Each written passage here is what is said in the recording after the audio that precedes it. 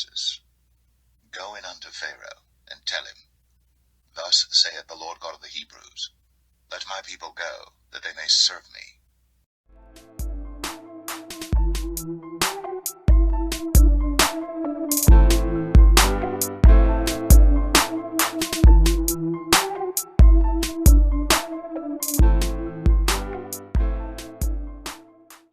And God said unto Moses, I am that I am.